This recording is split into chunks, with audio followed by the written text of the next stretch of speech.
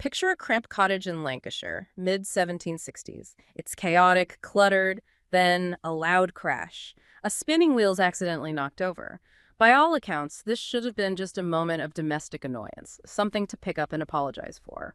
But James Hargreaves, a weaver and carpenter, didn't reach down to right it. He just stood there, paralyzed, staring at the floor.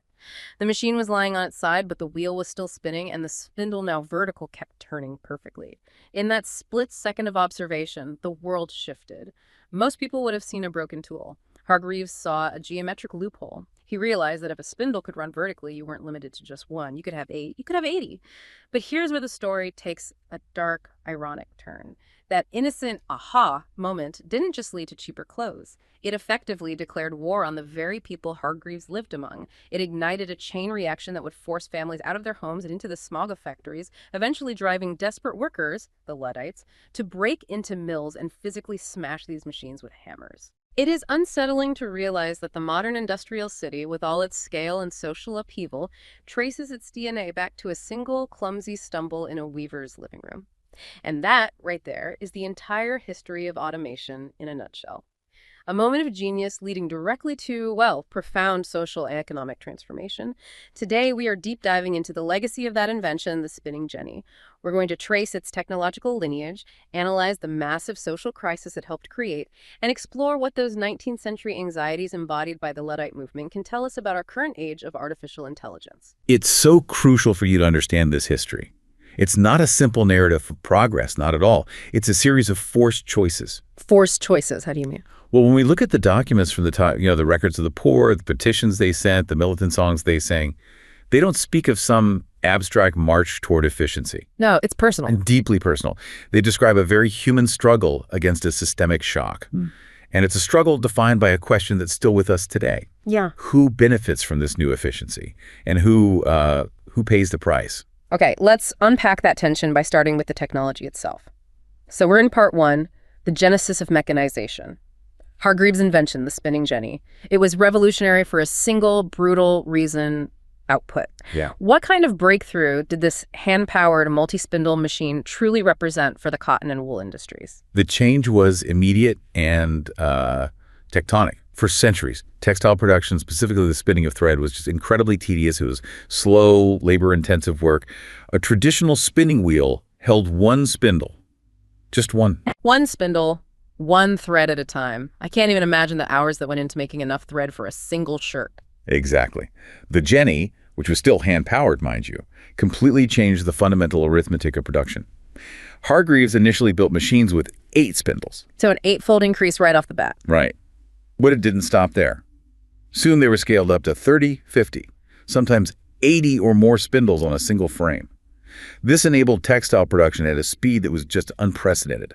A single worker could suddenly do the work of dozens. And that reduction in labor time, that translates directly into a reduction in cost, right? Exactly. Manufacturers could slash their costs and increase output massively, which in turn boosted their profits. Okay. And this surge in production efficiency, it wasn't just a domestic issue. It had global consequences. How? It made British textiles, especially cotton, far more affordable and accessible than they had ever been before.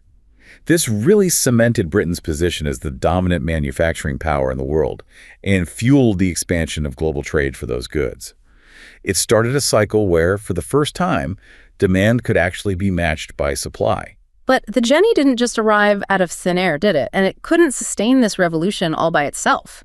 I mean, if you just make a huge amount of thread, but the weavers can't keep up, you just have a huge pile of yarn and no cloth. That's a perfect point about systemic change. You've hit on the key issue. The jenny's effectiveness was fundamentally dependent on a slightly older piece of technology, John Kay's flying shuttle. The flying shuttle, right. Kay had patented it way back in the 1730s, so that's about 30 years before Hargreaves and his overturned spinning wheel. So it was already in place, awaiting. It was. And before the flying shuttle, weaving wide cloth was this cooperative effort. It literally required 2 weavers sitting opposite each other to throw the shuttle back and forth across the wide warp. An inefficient dance across the loom. Precisely. The flying shuttle was a mechanism operated by pull cords that propelled the shuttle mechanically from one side to the other. This allowed a single weaver to operate a loom more efficiently and, crucially, across a much wider width than before. It removed the need for that second operator. And in doing so, it basically doubled the output of the weaver who was left. It effectively doubled their output, yes. So if the flying shuttle increases the capacity for weaving, and then the spinning jenny comes along and massively increases the capacity for yarn production, you've suddenly created a perfect, mutually reinforcing industrial ecosystem. That is the critical insight into the incredible speed of the Industrial Revolution. Each innovation created a new demand, a new bottleneck that the next innovation solved. Without the flying shuttle, the jenny's massive increase in yarn supply would have created an immediate and expensive problem. A logjam. A huge logjam. The cost of labor for weaving would have skyrocketed because the demand for weavers would have outstripped the supply. But because the shuttle was already in place, the looms were ready, they were hungry for the huge new supply of yarn that Jenny provided.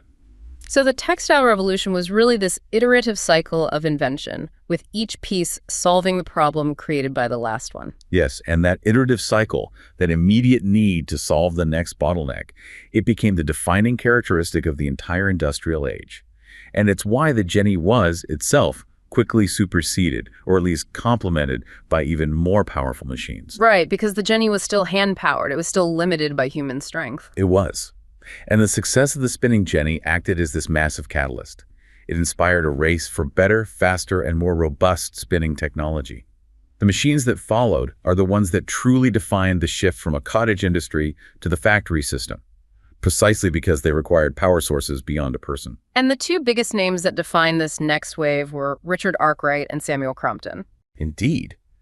Richard Arkwright introduced the water frame in the late 1760s, so very soon after the Jenny. And this was a totally different beast. Completely. Unlike the Jenny, which still required the operator to draft or pull the cotton fibers by hand before twisting them, the water frame used a system of rollers. These rollers ran at different speeds to dry out the cotton fibers automatically, and then it used water power to twist the yarn. Now, why is that specific mechanism, the use of rollers, why is that so important, technically speaking? It solved the core limitation of the Jenny. The yarn produced by the Jenny was softer and, well, much more fragile. That meant it was primarily useful for the weft, the cross threads in a piece of cloth. Okay. For the warp, the strong, lengthwise threads that have to hold all the tension on the loom, you still needed high-quality, often linen, thread. So you couldn't make pure cotton cloth easily? Not strong, high-quality, pure cotton cloth, no. The water frame's action, drawing out the fibers before twisting, resulted in a much harder, stronger thread. This thread was finally strong enough to be used as warp. So the water frame didn't just increase output, it fundamentally improved the quality. It allowed British manufacturers to make things like high-quality, pure cotton calico, which had previously been something they had to import. Precisely. It was a step change in both quality and scale, but it required significant centralized power, hence the name, the water frame, and that directly led to the creation of the first true factories built near fast-flowing rivers. And then came Samuel Crompton's spinning mule in the 1770s. Yes, and Crompton cleverly combined the best aspects of the two previous inventions. He took the fine thread quality you could get from the Jenny and the robust roller system from the water frame. And that's why it was called a mule, because it was a hybrid of the two. Exactly. The mule produced extremely fine but also very strong yarn. It was suitable for the highest quality muslins and calicos. The mule could also be built much larger, and it was ultimately the machine that truly perfected textile spinning. So that combination, the Jenny, the frame, and the mule, just rapidly transformed the entire cotton industry. It did. And in turn, it unleashed a cascade of innovation that transformed other sectors. Transportation to move the goods, construction to build the factories, agriculture to feed the new cities. It created the industrial age we recognize today. It's astounding how quickly the traditional world jet evaporated under the pressure of these three machines, which shifts the story now from pure technology to its massive social impact. So we're moving into part 2. Socioeconomic upheaval and the rise of the factory system. When you have machines that are so much more productive, you fundamentally alter the entire economic structure of a country. The change was catastrophic for the existing social order. When these industrial mills achieved such stratospheric productivity using the new machines, the small-scale, decentralized cottage industries simply could not compete. Not on cost, not on speed. Not on anything. Imagine a family running a couple of Jennies in their home, trying to compete with a single mill running dozens of water frames powered by a river. It was an impossibility. And that impossibility, that just accelerates the collapse of the cottage industry and forces centralization. You couldn't run a water frame or a mule from your sitting room. Absolutely not. The work became tied to the power source and the machinery, which necessitated these massive centralized locations.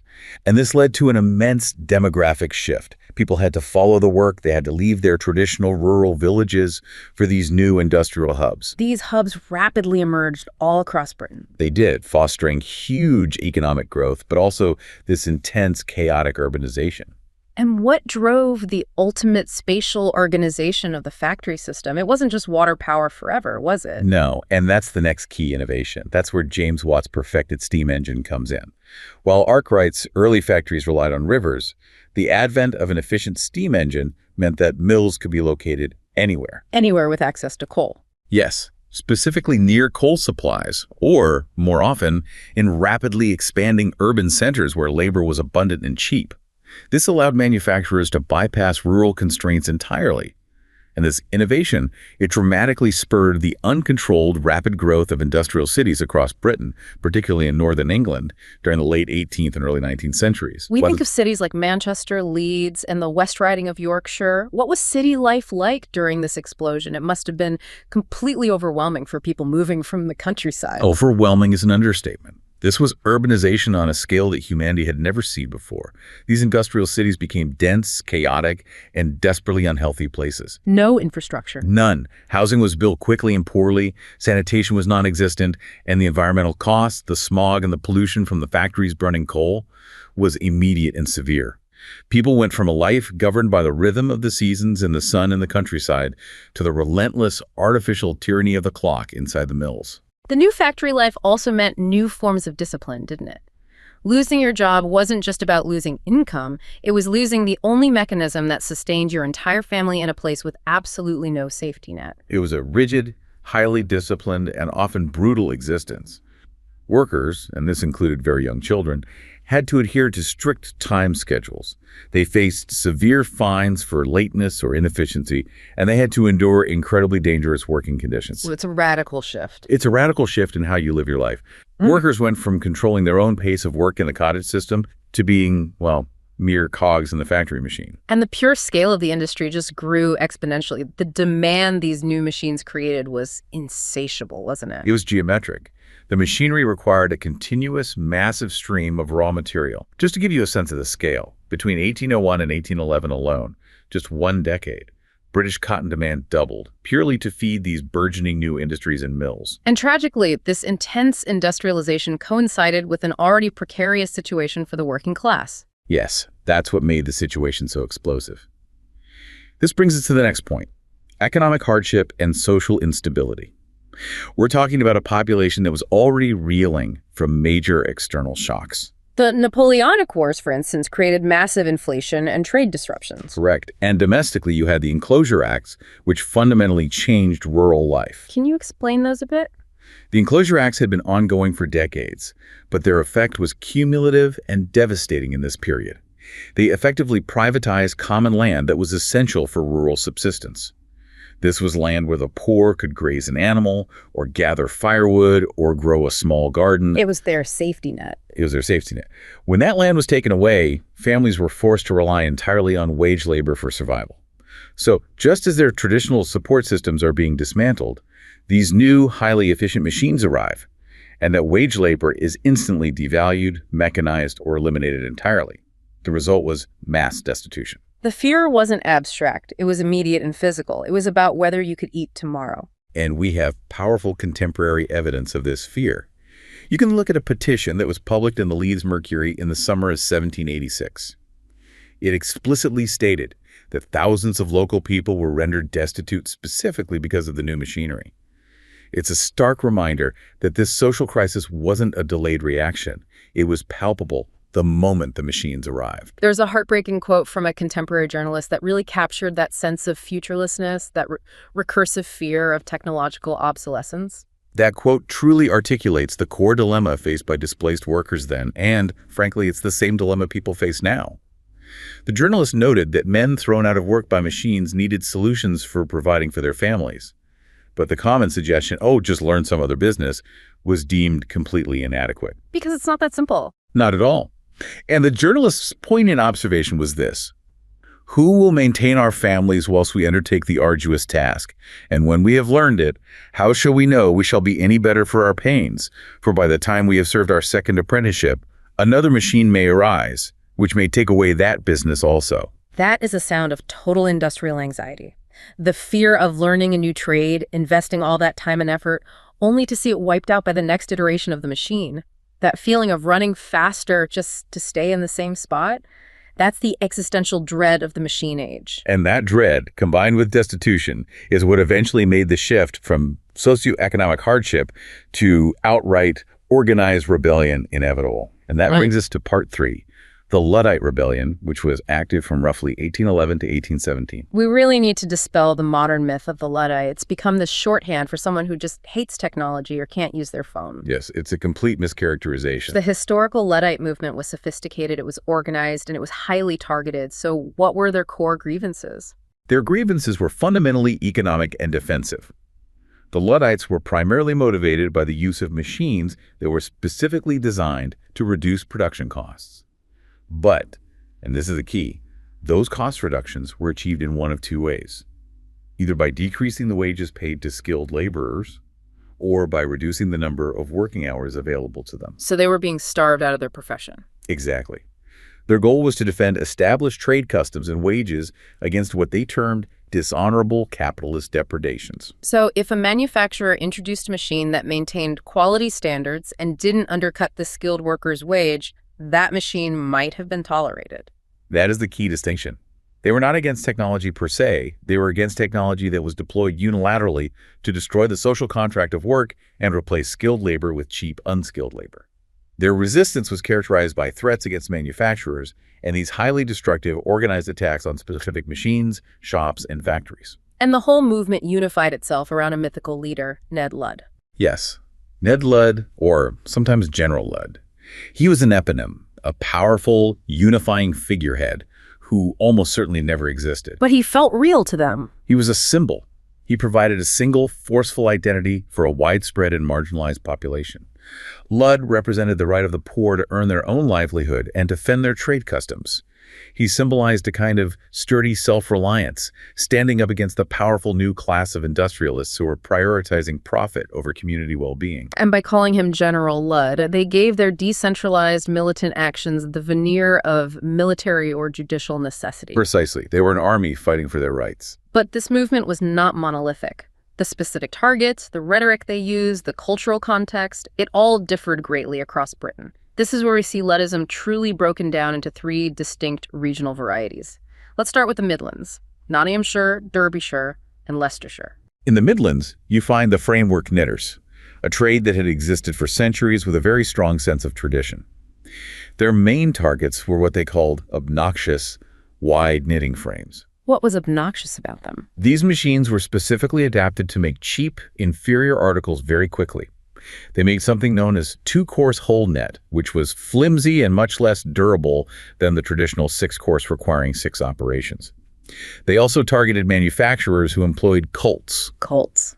That was their term for unapprenticed or non-guild workers, often children, who were paid substantially less than skilled laborers. So they were attacking 2 things: shoddy production methods that cheapened their craft, and manufacturers who were circumventing the apprenticeship system to drive down wages. Absolutely. But what makes the Midlands Luddism so unique is that their rhetoric was deeply legalistic. It was rooted in tradition. They appealed directly to the Framework Knitters Charter that was granted by King Charles II way back in 1663. So they weren't petitioning Parliament for new laws. They were appealing to a historical authority that predated the entire industrial boom. Exactly. They believed this ancient charter empowered them, the body of the knitters, to act as a kind of self-governing trade system. They saw themselves as dispensing judgment. How so? The 1663 charter had given the Framework Knitters Company explicit powers of search and seizure against fraudulently made goods, and it gave them the power to break frames if necessary to uphold the quality of the trade. The Luddites co-opted this language. They believed the charter empowered them to break and destroy all frames and engines that fabricate articles in a fraudulent and deceitful manner. So they were pitting the ancient authority of a king against the new laws of Parliament, like the 1788 Act that made frame breaking a felony. Yes. In their minds, their machine breaking wasn't vandalism. It was the judicial enforcement of customary law. That's a fascinating insight into their mindset. It is. You can see it in their militant songs, like General Ludd's Triumph. It reinforced this identity, focusing narrowly on property destruction, the wide frames, as a purely trade issue. They often distinguished their actions from the broader franchise politics of other reformers. They operated under this very specific, powerful sense of customary legality. Okay, now let's contrast that legalism with Yorkshire in the West Riding, where the rhetoric was much quicker to become overtly political and aggressive. In Yorkshire, the targets were different. They were shearing frames and gig mills used in the finishing of woolen cloth. This process had traditionally been done by the croppers, who were among the highest skilled and best paid workers in the entire textile industry. And they were a highly organized group with a history of political engagement. Very much so. And they had played the legal game and lost, correct? They had. And this is the crucial prehistory for Yorkshire Luddism. The croppers had spent massive sums of money, as much as £7,000, which is just an astonishing amount for the time, petitioning the government to uphold old laws that protected their traditional methods of finishing cloth. And their political efforts failed. Completely failed. So having exhausted all the official channels of legal and political recourse, their move to militant resistance was immediate and far less focused on historical charters. They had lost faith in the governing system. Their rhetoric became much more overtly political, reflecting that profound loss of faith. They began targeting manufacturers who actively ignored their plight. And they appropriated a deeply ironic name for their tool of destruction, Enoch. Let's pause on Enoch. It's such a powerful symbolic choice. It is. Enoch was the name they gave to the great sledgehammers they used to smash the shearing frames. The irony is twofold. Enoch Taylor was the local metalsmith who produced the massive iron components for the very shearing frames the Luddites hated. But he also made the hammers. By naming the tool of destruction after the man who made both the machines and the tools to break them, they created this very specific, locally understood symbol of self-correction and justice. The maker's own tool unmaking his work. Finally, we moved to the northwest, to Manchester and Lancashire, which was focused on the steam-powered loom in the cotton industry. How did this resistance differ from the others? Well, the Northwest textile industry was relatively new, particularly the hand-loom weaving industry, and it was collapsing due to the increasing efficiency of the steam-powered looms, which drove down piece rate wages mercilessly. So this was a newer industrial population. It was. Many were recent immigrants into these new urban centers, so they lacked the stable community traditions and long-established trade histories like the 1663 charter that the knitters and croppers relied upon. They had no foundation of customary law to stand on. And the social distance from the authorities was greater. Yes, the magistracy, who were often retired merchants or clergymen, were much more removed from the workers. This meant they couldn't engage in the subtle threat bargaining you saw elsewhere. As a result, their rhetoric didn't rely on long tradition, but often blended Luddite threats with radical, even revolutionary political language. This is where we start to see threats of political upheaval rather than just demands for trade justice. Exactly. We see letters signed Eliza Ludd, which openly threatened an American-style revolution, explicitly challenging the existing political structure. Other verses openly threatened the Prince Regent. And their actions reflected this intensity. They did. Actions included the successful destruction of John Goodair's power loom mill at Edgeley in April of 1812, and the bloody, highly visible attack on Burton's Middleton mill. They were fighting for immediate survival using the only political language they had left: radical reform and outright revolution. The authorities must have been genuinely terrified by the scale and the decentralized nature of this uprising. It wasn't just a local problem. The reaction was massive and sustained. The unrest was so substantial that the 1811 Luddite riot in Nottinghamshire required the deployment of an incredible number of British troops. I've heard an amazing statistic about that. Yes. Historical estimates allege that the number of soldiers deployed to suppress Luddism domestically, at one point, actually surpassed the number of troops fighting Napoleon in the Iberian Peninsula. That is genuinely staggering. To think that a domestic labor movement required more military resources than the key European war effort. That speaks volumes about how seriously the government viewed this threat to property and order. It demonstrates that for a period, Luddism was considered the single greatest domestic threat to the kingdom. And Parliament reacted with intense severity. They passed the Frame-Breaking Act of 1812, which made machine breaking a capital felony. A crime punishable by death. A crime punishable by death. And Lord Byron, in the House of Lords, he spoke out against that act, didn't he? He did. He delivered a famous, passionate speech against making the destruction of a machine a capital offense. He argued that the government was prioritizing property over human life and failing to address the underlying destitution that drove these men to act. But the government pushed the measure through.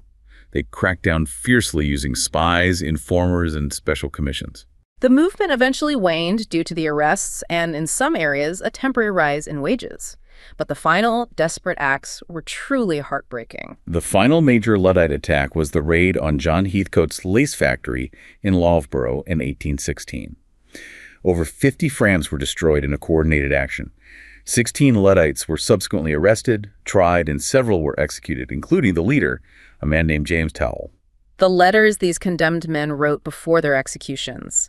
They really humanize the movement. They strip away the abstraction of militant radicals and reveal this profound distress. They show a desperate human condition. The letters written by the condemned, men like Thomas Savage, John Amos, and William Towell, they reveal a mix of religious repentance, denial of the specific crime, and expressions of profound distress and a hard fate. There's one that stands out. John Amos. Facing death, he confessed to his wife in a letter that nothing but distress that induced me to go to Loughborough. It just underscores that while the resistance was organized and sometimes ideological, the ultimate trigger was grinding poverty and the inability to feed one's family. These were men dying for an offense that was driven by starvation. It was clear, brutal conflict between the absolute right of property held by the manufacturer and the customary right of a poor person to earn a livelihood. The state chose property. It made the message clear. Progress would happen, regardless of the human cost. And that choice, that conflict, brings us straight into the 21st century. We've established the deep historical context. Now we enter part 4, the modern eco-AI, automation, and the new Luddites.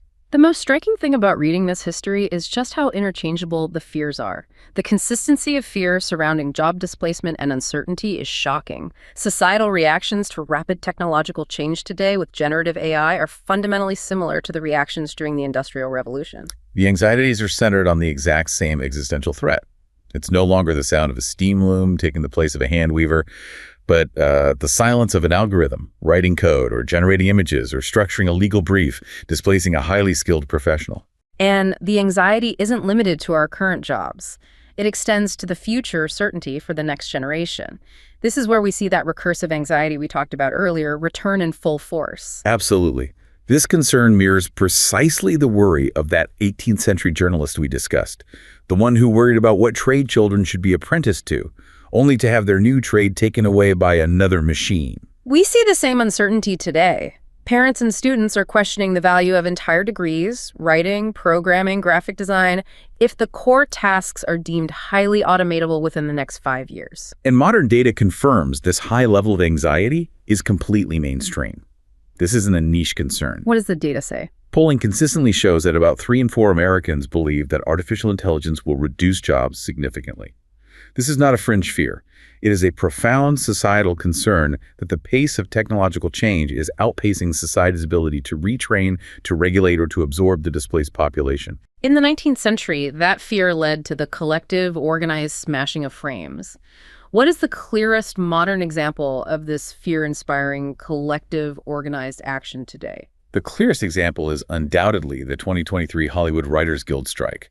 The Luddite spirit, that is, active organized resistance against the deployment of technology used to devalue human labor, was a core organizing principle of that strike. And the goal wasn't to forbid the use of AI entirely, was it? It was to control how and when studios could use it to undermine the human writer. Exactly. The specific fear was that generative AI could be used by companies not to produce final, polished scripts, but to churn out cheap first drafts, what they call source material. And then what? Studios could then hire a writer for a much lower fee to just polish these AI-generated drafts. This would cut writers out of the initial creative process entirely, eliminate entry-level jobs, and profoundly undermine career progression and compensation for all levels of writers. This strikes right at the heart of the Luddite grievance. Technology used as a tool for economic exploitation, not as a tool for increasing human capacity. Exactly. A show creator, Raphael Bob Wakesberg, captured the feeling perfectly during that strike. He said, and I'm paraphrasing here, "This is something that unites workers across all industries. The fear that automation is going to take over our jobs." And that sentiment, this unified existential labor fear, drove their demands for specific guardrails. It did. And the eventual contract included critical, special agreements restricting how studios could use AI in the writing process. It was a preemptive labor victory against purely exploitative automation. So we see the clear economic parallels: displacement, destitution, organized resistance that results in policy and contract change.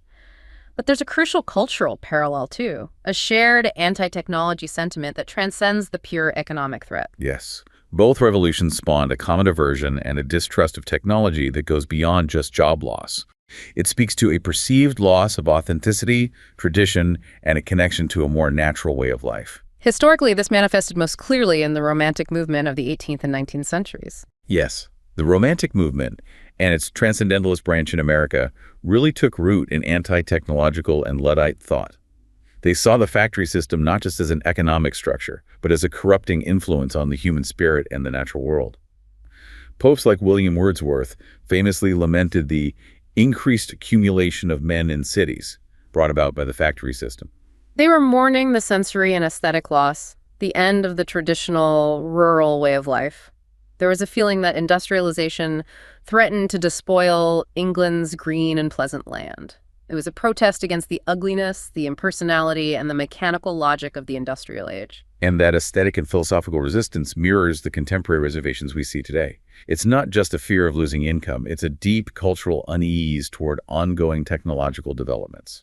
The cold logic of algorithms, the overwhelming invasiveness of constant data collection, the sense of digital alienation. A desire to escape. We see a shared, timeless desire, both among the Romantics then and people today, to escape these developments and return to something perceived as more authentic, more human, and more controllable. It truly shows that the legacy of the spinning jenny and the Luddites is profoundly dual. You have this technological dominance that created the modern world, sitting right alongside a profound cultural and labor-based resistance to the way that dominance was achieved.